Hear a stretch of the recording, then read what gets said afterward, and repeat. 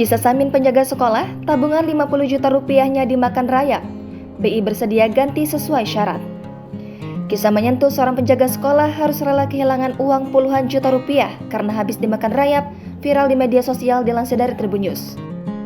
Pasalnya, semua uang yang disimpannya di dalam celengan plastik itu remuk tak tersisa. Tak tanggung-tanggung, jumlah uang ini kabarnya mencapai 50 juta rupiah. Padahal, uang ini rencananya akan digunakan untuk pergi haji. Tribun News telah mencoba menghubungi video unggahan dari akun TikTok @sumber188 pada Kamis 15 September 2022. Namun, hingga berita ini ditayangkan, belum ada konfirmasi dari pemilik akun tersebut.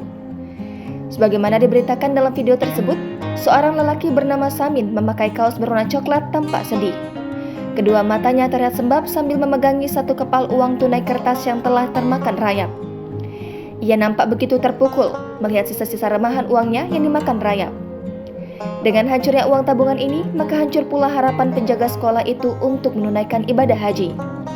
Kisah ini pun juga turut ditanggapi Bank Indonesia Kantor Perwakilan Solo, Jawa Tengah. Kepala Perwakilan BI Solo, Nugroho Joko Prastowo, mengatakan pihaknya akan berupaya membantu penjaga sekolah yang kehilangan uang karena dimakan rayap ini. Jika kondisinya memenuhi syarat, maka uang tersebut akan diganti dengan uang yang baru. Adapun syarat-syaratnya, untuk mendapat penggantian harus memiliki size atau ukuran minimal 2/3 dari ukuran penuh uang.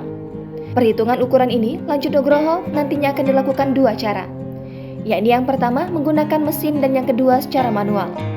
Jika uang tersebut ada yang masih berukuran 2/3, pihak BI akan menggantikannya, meskipun terlihat remuk dan berlubang.